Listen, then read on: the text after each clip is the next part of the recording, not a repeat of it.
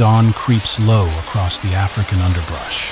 The air is heavy, not yet stirred by the day's heat. Mist slinks between roots and stones like a second skin.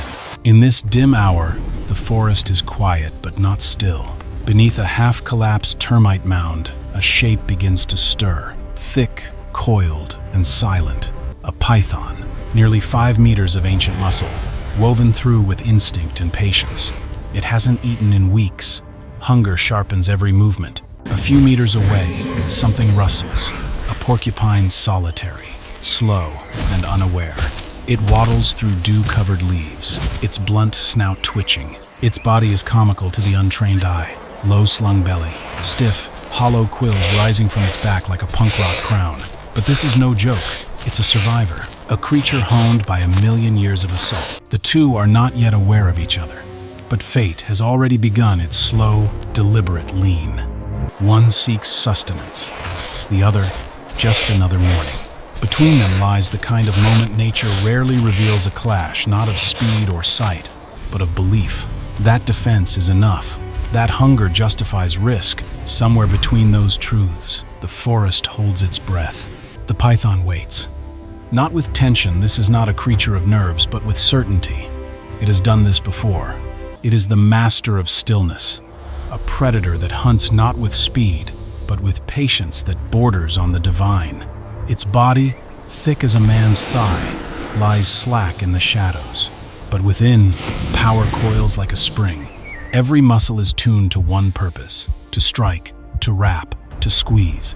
Its last meal, an unlucky warthog piglet, was weeks ago. Digested, gone. The fire in its belly returns, slow but relentless. Hunger isn't just a feeling, it's a timeline, a countdown. And now, the clock ticks louder with every breath. The porcupine ambles closer. Its short, sturdy legs kick up dust. It sniffs the bark of a bush, oblivious to the threat that watches without blinking. But to the python, this isn't ideal prey. Too big, too armored, too risky. Yet desperation makes everything negotiable, and the size means reward. The snake's tongue flicks once, twice. Chemical signals confirm it. This isn't just any rodent. It's the largest the snake will ever attempt. A gamble. Stillness returns. Silence settles. In the heart of the bushveld, predator and prey orbit each other, unseen, yet destiny inches them closer. The porcupine, in contrast, is all audible presence. Each footfall snaps dry twigs. Its quills rattle faintly. With every movement, a forest lullaby of danger few predators ignore. But it's not trying to be stealthy. It doesn't need to be. Nature has dressed it in armor. Up close, the details are striking. The quills are not just needles, they are barbed lances, each one anchored in skin and muscle. Some are black and white banded, long and slender. Others, thicker, shorter, designed to break off and embed. A fortress on 4 legs. It pauses to dig at a root, powerful claws scraping soil. Its snout is blunt, almost pig-like, and nearsighted eyes scan the earth more than the horizon. But this is its strength, the confidence of a creature that has no natural predators, only occasional challengers. Lions have tried, hyenas have circled, even leopards, masters of ambush, think twice, because those who attack a porcupine don't forget. Many don't survive. But this morning, that legacy means little. The python does not remember, and the porcupine, perhaps, has grown too comfortable in its invincibility. As the sun breaks the horizon in slivers of gold, one truth becomes clear. Even fortresses fall if they forget to look behind them. Hunger makes the python bold. A creature that usually waits for perfect odds now inches forward on imperfect ground. Its belly brushes dirt. Its muscles ripple beneath a coat of leaf litter. Every movement is slow, deliberate, an artist sketching the shape of violence before the brush meets the canvas. Ahead, the porcupine pauses. It senses something, not clearly, just a shift in air pressure, a flicker of unease. It snorts, shakes, and bristles slightly, but continues on. The python freezes. Instinct tells it, now. Too much time and the chance is lost. Too early and the gamble fails. Seconds stretch like wire. From beneath a crooked root, the python tightens its coils, preparing, not to move fast, but to move right. One strike, one rap. The rest is silence. That is the belief. But belief is not certainty. The porcupine's scent is strange, dense, earthy, tangled in oil and musk. The snake's tongue flickers again. It hesitates. Is this a rodent or a warning wrapped in fur? But then, movement. The porcupine turns its back, exposing its vulnerable rear. The python decides. It lunges not in panic, but in purpose. And the forest, still breathless, watches as strength and arrogance crash into the fortress of evolution. The strike is silent, but violent. In less than a heartbeat, the python's jaws clamp down behind the porcupine's front leg, fangs anchoring muscle. It's not about venom, it's about grip. And then the real weapon engages, the coils. Thick loops of muscle snap around the porcupine's body. 1, 2, 3. Each ring tightens like a hydraulic press, compressing lungs, ribs, movement. Dust explodes from the ground. The porcupine emits a shrill grunt, half shock, half rage. But evolution does not sleep. The quills flare outward like a trap sprung in reverse. Dozens pierce the python's lower coils. The snake flinches, instinctively loosening for a second, enough for the porcupine to thrash. But the python doubles down. It tightens further, ignoring pain. That's its method. Constriction isn't about moments, it's about minutes. The squeeze isn't to kill quickly. It's to deny breath, to wait for stillness. Only now, the stillness won't come, because every movement it makes digs more quills into its own flesh. Like a puzzle box made of thorns, the porcupine turns the python's body into a trap against itself. Still, neither lets go. One wraps tighter, one bristles harder, and the forest goes quiet. 2 survivors, 1 mistake. Now the battle becomes still but brutal. Each second stretches. The python's body ripples with pressure, muscles coiled like steel cables, squeezing in silent desperation. But the porcupine doesn't go limp.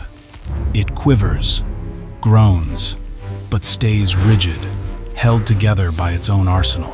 Quills, dozens of them, now dig deep into the snake's soft underside. They pierce scales, muscle, even between ribs. The python winces not visibly, but through movement, tiny adjustments, shifts that betray hesitation. The porcupine isn't fighting back in the usual sense. It can't bite, it can't flee. But its body, weaponized by nature, reacts. Every time the snake tightens, the barbed quills sink further. It's a war of passive resistance, and it's working. The python tries to reposition, a shift in the coils, a readjustment, but the damage is done. Quills have lodged into sensitive muscle bands. Every movement becomes pain, not blood, not screams, just deep, aching wrongness with each squeeze. Still, it holds, because that's all it knows, pressure, until the end. But for the first time in this predator's life, it wonders, is the end mine? In the stillness of the jungle, something ancient begins to shift, not just in body, but in belief. Breath grows shallow on both ends.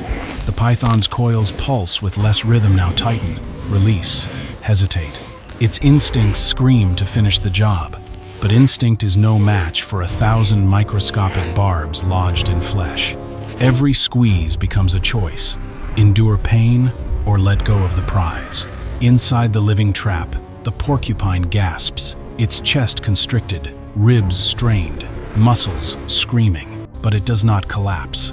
Its quills, though slightly bent and broken in places, still bristle outward, a barrier that is turned into a weapon. The python tries a final contraction, one last crushing press.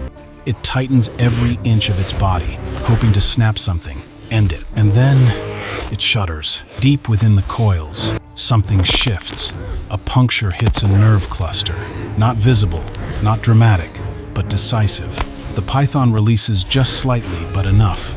A break in its perfect technique. The porcupine seizes it. With whatever strength remains, it thrashes. Not wildly, but smartly. Sideways, into the weakest part of the coil. It doesn't aim to escape. It aims to wound. More quills lodge in the python's neck. The snake recoils involuntarily. And for the first time, the predator is no longer in control. The jungle holds its breath. The python, in a rare display of confusion, begins to shift its body not to tighten, but to retreat. A dangerous calculus unfolds beneath its patterned scales. The prey isn't dying, it's resisting. Worse, it's damaging. And now, the damage is internal. The porcupine, though dazed, makes a bold, almost suicidal move. It twists not away, but toward the snake's throat. The motion drives a cluster of quills deeper into the vulnerable underbelly, right beneath the jawline. The python jerks. The response is involuntary, electric. Its coils recoil, no longer a vice, but a confused tangle. For the first time, the great constrictor feels something unfamiliar, panic. The porcupine senses the hesitation. It doesn't strike, it simply exists, quills out, daring the python to continue. But the damage is done. Deep within its coils, the snake feels something rupture, an ache that pulses with every breath. This wasn't a kill, it was a miscalculation. The python begins to unwind, slowly, grudgingly. Not because the fight is over, but because its body is beginning to betray its will. The squeeze has failed, and the fortress lives. The python uncoils, not like a victor releasing its grip, but like a wounded soldier retreating from a battle it no longer understands. Its body, once fluid and sure, now moves in stuttering waves, hesitant, irregular. Each inch gained is paid for in pain. The porcupine lies still for a breathless moment. Its flanks rise and fall rapidly, chest bruised, ribs likely strained, but it breathes, and breathing is everything. Then, with trembling legs, it shifts, a staggering motion, not escape survival. Blood doesn't flow, but exhaustion does. The quills remain flared, cracked and blood-dusted, some broken, others buried in the predator's flesh, a testament to its defense. The python lingers a moment longer, head raised slightly. It watches the porcupine limp away, not with hunger now, but with something closer to awe or fear. The clearing is strewn with evidence, churned earth, broken thorns, scattered quills like warnings etched into the ground. Not a drop of blood needed, just the aftermath of arrogance. As the forest exhales, the python retreats into the underbrush, its body heavier, slower, marked, and the porcupine disappears into the shadows it emerged from, scarred but unbeaten. The python slips through the tall grass, a broken rhythm in motion. Its body, once a perfect blend of stealth and strength, now undulates with irregular tension. Embedded quills tug with every flex. Some are shallow irritants, others deeper liabilities. One catches beneath a rib with every breath.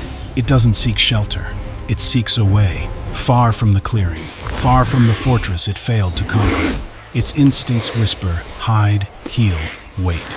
But its body protests. Muscles twitch unpredictably. A quill near the throat impedes even the act of swallowing. The sun climbs higher, casting shafts of light through the canopy. For a creature built to dominate in darkness and stillness, the day feels loud, exposed, vulnerable. Behind it, the path is lined with crushed leaves and tiny white darts, a breadcrumb trail of hubris, one that scavengers will follow not for the porcupine, but for the serpent too slow to vanish. The python rests beneath a fallen log. Still, its tongue flicks. No prey, no safety, just the consequence of mistaking armor for weakness. In nature, even giants pay for missteps. And sometimes, survival means knowing when the forest no longer fears you, it remembers you. The porcupine reemerges beneath a thicket of thorn brush, one paw dragging slightly, breath still labored. It's not unscathed, but it is unbeaten. And in the brutal mathematics of the wild, that makes it victorious. A few quills are gone forever, buried in muscle and sinew of a predator who underestimated them. Others dangle loosely, jarred in the struggle, but many remain standing like sentinels, silent, sharp, untouched. It limps toward a familiar hollow beneath a tree root, a den it has used for years.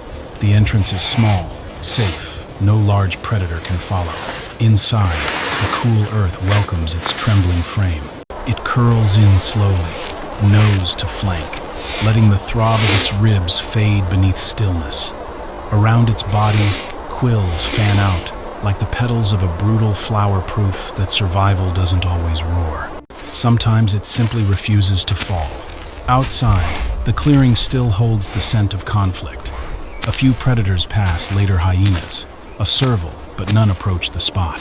They sniff the scattered quills, the churned soil, and step wide around it. The forest learns, not through language, through memory, through pain. And tonight, it sleeps with one more reason to hesitate before the fortress in the grass. Night returns, velvet and vast, stretching across the canopy like a shroud. Crickets resume their chorus. A civet slips through moonlight. The forest breathes again, but the rhythm has changed.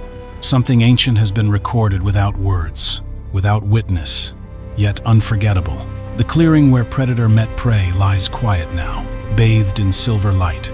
The ground is marked by faint grooves where the python retreated, and littered with pale spines like shards of warning. Not all who pass will understand their meaning, but the scent, the absence of blood, the unease in the air they know, this is not a story of brute victory. It's a caution etched in instinct, one that ripples across the food chain. A young leopard pads near the edge of the path, nostrils flaring. It halts, head low, eyes narrowing. A broken quill clings to a branch, clean, white, razor-tipped. The message is received. Elsewhere, the porcupine sleeps. Not peacefully, its breathing stutters now and then, but safely. For now, because here, even survival leaves a cost. But it also leaves a trail. And for the predators of this forest, that trail is lined with silence and needles. Time passes, but the story lingers. Long after the struggle fades from the soil, its echo spreads through the ecosystem. Tracks vanish, scents wash away with rain. But the tale of quills that turned the hunter into the hunted becomes legend in the only way nature knows how. Through hesitation. A python moves through the grass weeks later, younger, leaner, bold. It pauses at the edge of a path littered with strange debris quills, brittle and sun-bleached, half buried in dust. It smells nothing, sees no prey, but still, it waits. Even lions, apex and stride, give porcupines a second glance. Not out of fear, but calculation. Memory is not intelligence. It's survival encoded through pain. This isn't just one encounter. Across the continent, it has happened before, and will again. Pythons have perished, pierced from within. Porcupines have fallen too, caught off guard, or crushed before their quills took effect. But in every exchange, something changes. Nature adjusts, learns, recovers, and so, the balance holds. A creature built like a fortress walks the land. And though it cannot run fast or strike hard, its legacy is inscribed in every predator's paws, not with scars, but with respect. Somewhere deep in the forest, beneath a canopy pierced by moonlight, the python lies still. Its scales have dulled, its breath is shallow. Movement comes only in flickers, an instinct refusing to die. Long after the body begins to surrender. It did not starve, it did not bleed out, it failed. And in this place, failure is lethal. The barbed quills remain, some now infected, others buried too deep to expel. Every breath tugs at torn tissue, every motion grinds against pain. Not all wounds are visible. Some live in the coil, in the silence, in the weight of what should not have been hunted. A predator designed for silence, undone by noise. Not of sound, but of reaction. The porcupine made no strike, spoke no warning, and yet, the python's undoing was its own choice. The squeeze that had ended countless lives, the tactic refined by generations, met its match. Not in speed, not in force, but in defense. A fortress that punished every advance with permanence. And now, in the stillness, the python becomes a lesson not in weakness, but in arrogance. The forest will reclaim its body, but the story will ripple. Morning breaks gently over the forest canopy, light dripping through leaves like honey. Beneath the underbrush, the porcupine stirs, stiff, aching, but alive. Each breath a quiet triumph, each step forward a declaration that defense, too, is a form of strength. Its quills remain fewer now, some scarred, some regrown, but they bristle just the same. The fortress has taken damage, yet still stands. In the lawless equilibrium of nature, that's more than survival, it's wisdom made flesh. Not every predator walks on claws. Not every victory leaves a roar in its wake. Sometimes, survival is soft-footed, sharp-spined, and silent. The forest remembers the clash, though it has returned to song. Insects hum, leaves sway, but beneath it all, the air carries a memory. That strength untested is not invincible, and the underestimated may carry the most dangerous armor of all. For every creature that stalks these shadows, there is now hesitation. In the coils of snakes, in the eyes of cats, in the heartbeat of the wild, because somewhere out there, the fortress walks still slow, silent, and undefeated.